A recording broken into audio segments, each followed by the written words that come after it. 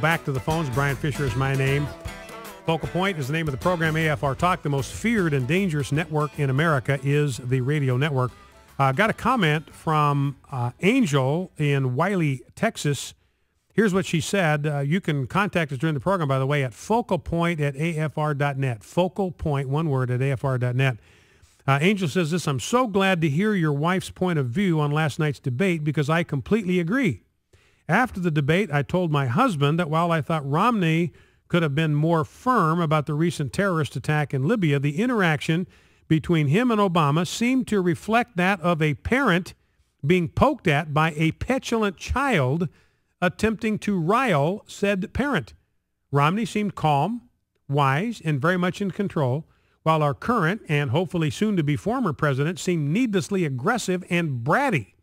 I'm beginning to wonder if more women than men picked up on the subtle strength Governor Romney seemed to manifest during last night's debate. One of the things that occurred to me in kind of the aftermath as I was processing Debbie's take, and Angel agrees with that take, is that it was kind of like when Debbie and I take a walk where we live, we walk around this lake, and there's this kind of estate. It's a pretty big-sized house there. They got some acreage there, pretty big property. It's a beautiful, beautiful home. We walk by it as we go around the lake.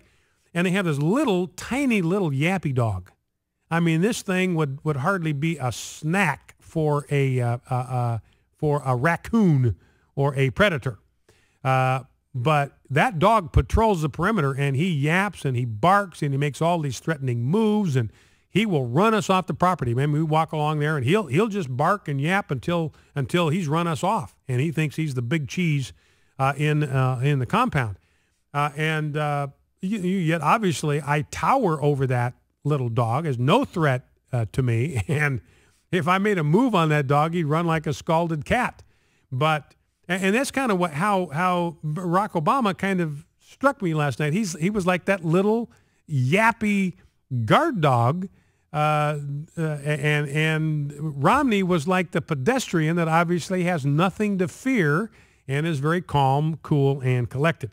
Now here is Governor Romney last night. I thought he landed a comment here about the fact, what I was talking about earlier, about how Barack Obama has projected weakness to the Middle East. Let's listen. I think from the very beginning, one of the challenges we've had with Iran is that they have looked at this administration and felt that the administration was not as strong as it needed to be. I think they saw weakness where they had expected to find American strength.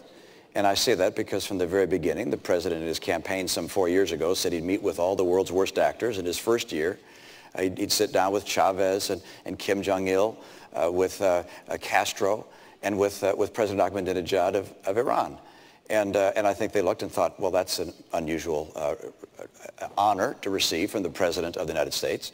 And then the President began what I've called an apology tour of going to various nations in the Middle East and criticizing America. I think they looked at that and saw weakness. Then when there were dissidents in the streets of Tehran, a green revolution, holding signs saying, "Is America with us?" the President was silent. I think they noticed that as well. And I think that when the President said he was going to create daylight between ourselves and Israel, that they noticed that as well.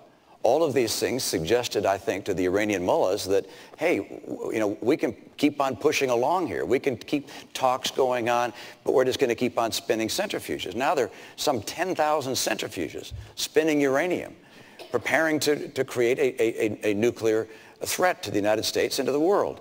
That's unacceptable for us, and it's essential for a president to show strength from the very beginning, to make it very clear what is acceptable and not acceptable. And an Iranian nuclear program is not acceptable to us. So Governor Romney is saying, look, it's essential for a president to show strength from the very beginning, and Barack Obama has not done that. Came across a quote from a Harry Truman speech. This goes all the way back to 1945.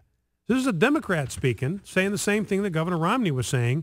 We intend to use, this is President Harry Truman, we intend to use all our moral influence and all our physical strength to work for that kind of peace. We can ensure such peace only so long as we remain strong. We must face the fact that peace must be built upon power as well as upon goodwill and good deeds. Barack Obama wants it to be built upon goodwill and good deeds.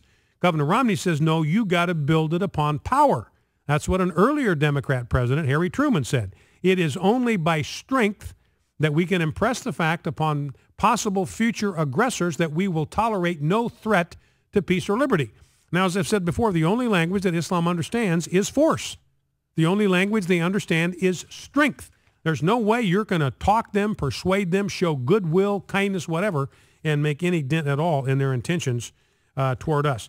So I thought Governor Romney was very effective in that soundbite.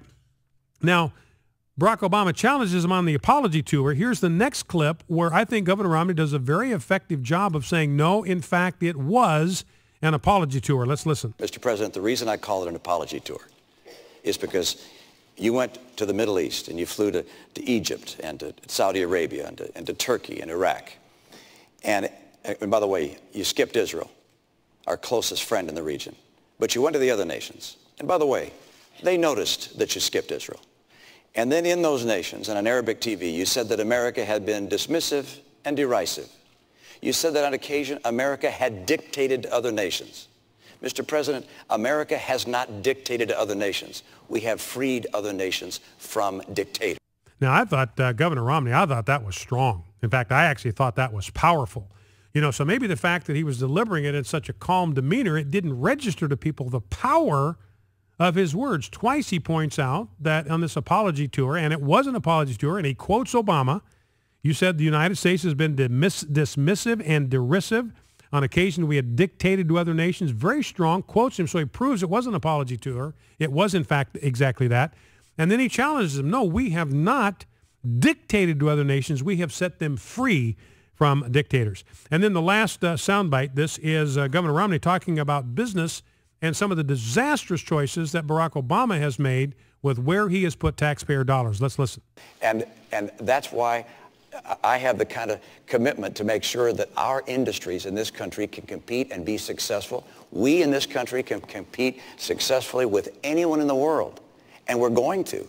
We're going to have a president, however, that doesn't think that somehow the government investing in car companies like Tesla and Fisker, making electric battery cars. This is not research, Mr. President. These are the government investing in companies, investing in Solyndra. This is a company. This isn't basic research. I want to invest in research. Research is great. Providing funding to universities and think tanks, great. But investing in companies, absolutely not. Governor, that's the wrong way to go. I'm still speaking. Well, so I want to make sure that we make America more competitive, and that we do those things that make America the most attractive place in the world for entrepreneurs, innovators, businesses to grow. But your investing in companies doesn't do that. In fact, it makes it less likely for them to come here, Governor, because the private sector is not going to invest in a solar company. I'm happy to respond. If you're investing government money in someone else's. Look, I think anybody out there can check the record. Governor Romney, you keep on trying to airbrush history here. You were very clear that you would not provide government assistance to the U.S. auto companies even if they went through bankruptcy. You said that they could get it in the private marketplace. That wasn't true. They would have gone through a liquid... You're wrong, Mr. President. No, I am not wrong. I am not wrong. People can look it up. You're right. People will look it up. Good. And Romney says, good, the people look it up. And here is what Governor Romney said. Barack Obama said, you said they weren't going to get any help from the federal government. Here is what Governor Romney actually wrote November 18, 2008, published in the New York Times. Headline of the piece was, "Let Detroit Go Bankrupt." Here's what Romney said. "The American auto industry is vital to our national interest as an employer and as a hub for manufacturing. A managed bankruptcy may be the only path to the fundamental restructuring the industry needs." Now, managed bankruptcy is not liquidation. A managed bankruptcy is not going out of business. It is taking time out and pausing to retool so you can pay back your creditors and develop a sound business plan. A managed bankruptcy would permit the companies to shed excess labor, pension, and real estate costs. Here we go. The federal government, I don't even agree with this, but here's what he wrote. The federal government should provide guarantees for post-bankruptcy financing and assure car buyers that their warranties are not at risk. So there it is. the federal government should provide guarantees for post-bankruptcy financing. So Barack Obama, once again, telling a bald-faced lie to the American people. Let's grab a call before the end of the program. Let's go to David, Tyler, Texas. David, you're on Focal Point with Brian Fisher. What's on your mind? Thanks for taking my call, Brian. Your show's been great at dissecting the debate, and having Debbie on was brilliant. Oh, good. Thank you. Romney's civil discourse, as opposed to Obama's interruptions and bullying, was very evident. Romney made it apparent 3 points. Number one, we have to have a strong economy. Number two, we have to have a strong military. And number three, we have to stand with Israel. I believe that's attractive to most people, including independents, and hopefully it was effective. I think it was.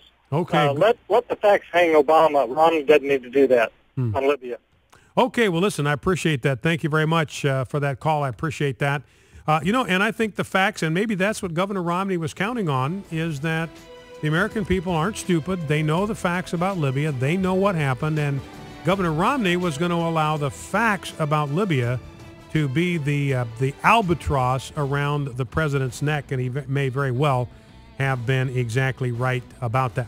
Well, appreciate you tuning in today. Great to have you on board the USS Focal Point and in the conversation today. And a special shout out to my wife, Debbie, for taking time out of her schedule to come over here and sit in. Here is a blessing for the rest of your day. May you go out in joy and be led forth in peace. That's from Isaiah 55:12. Don't forget to bow low before God, stand tall before man, stand in the gap, and never forget, with God's help, we are fighting a winnable war. God bless you. See you back here tomorrow.